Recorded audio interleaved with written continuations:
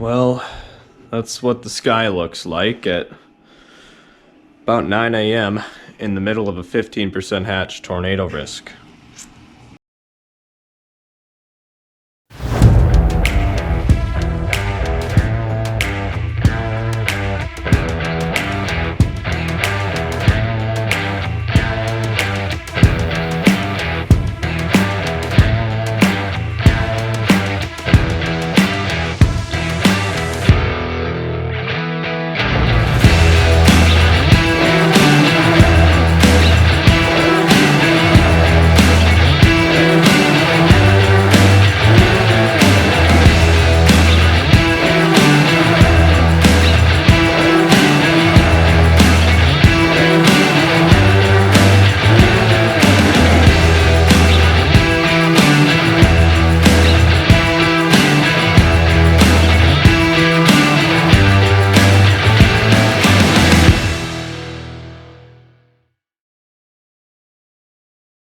So let's go later today and talk about what we've got at the surface. Here's low pressure, dry line, warm front. I would expect development initially to take place somewhere in that zone, near the triple point, and near the area of low pressure, dry line, and that warm front intersection. There will be enough moisture that's going to be drawn back westward into this in the presence of some strong winds aloft. So when you have the instability and the strong vertical shear, well, if you think about it, those storms could have robust, vigorous updrafts and rotate and last a long time. And that is precisely what some of the guidance is telling us, that this may be the place to watch later on this afternoon and evening for supercells with big hail, damaging straight line winds, and tornadoes. Now, taking the probabilities from SPC, the Storm Prediction Center, and converting them into torcons, there's very high tornado risk in northwestern Kansas and parts of southern Nebraska.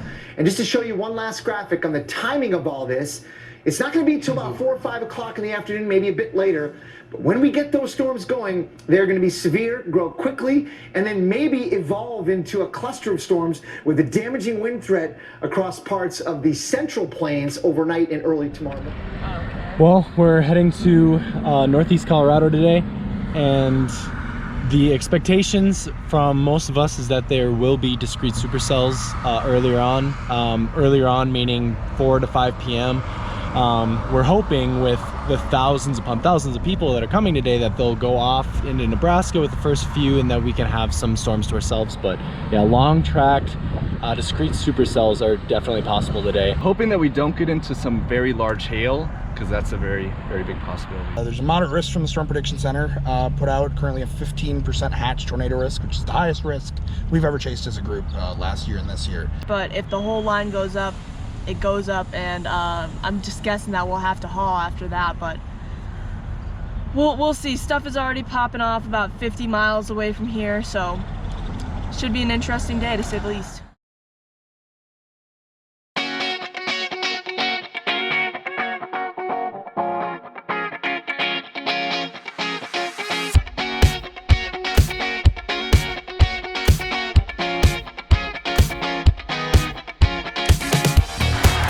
This might be the best structured supercell I've ever seen this early in the day. Hours before the main event.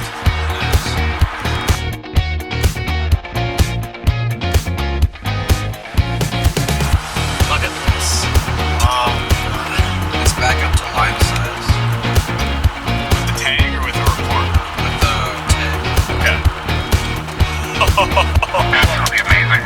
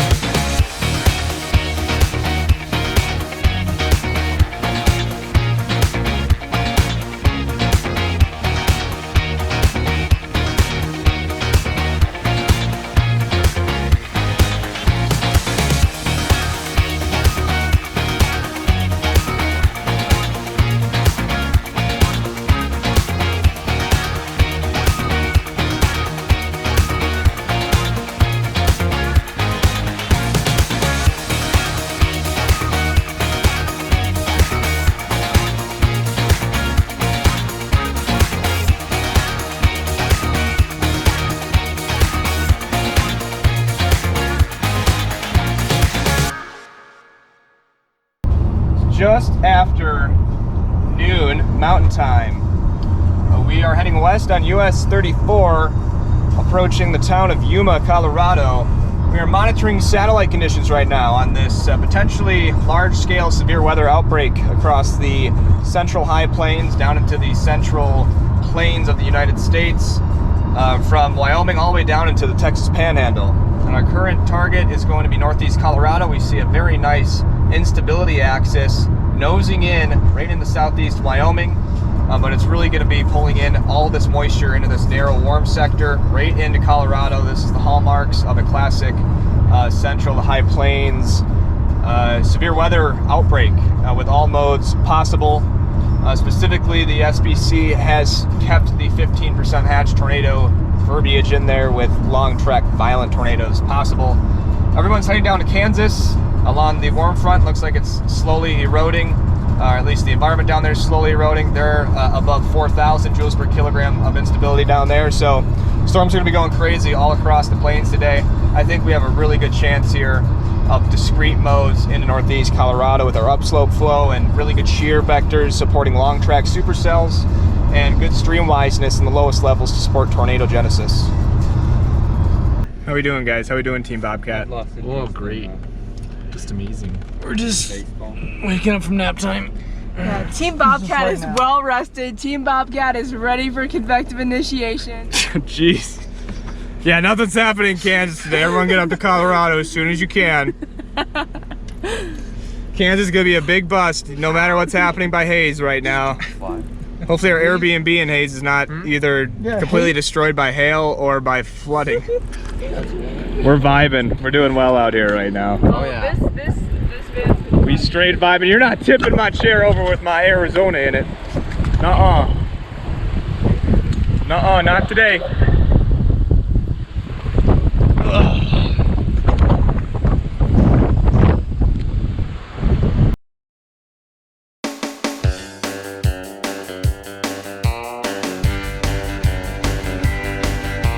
By 5 p.m., storms began to initiate near the team's position along the dry line in northeastern Colorado.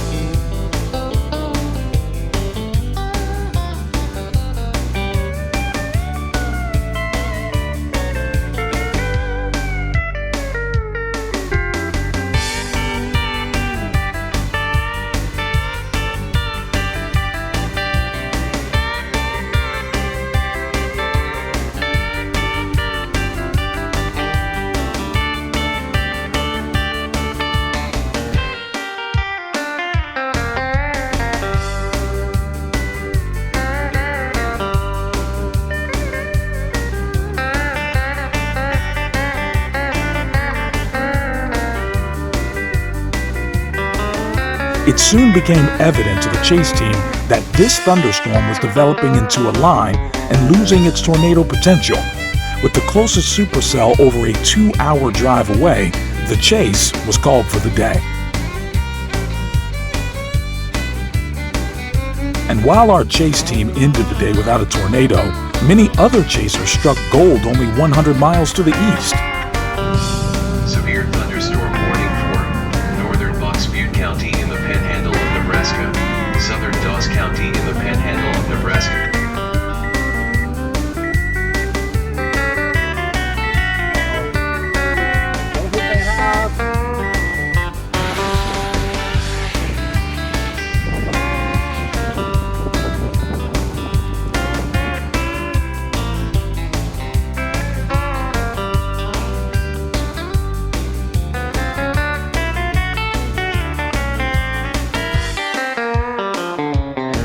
The chase team will spend the night in Hays, Kansas before their long drive to their chase target in Texas Panhandle tomorrow.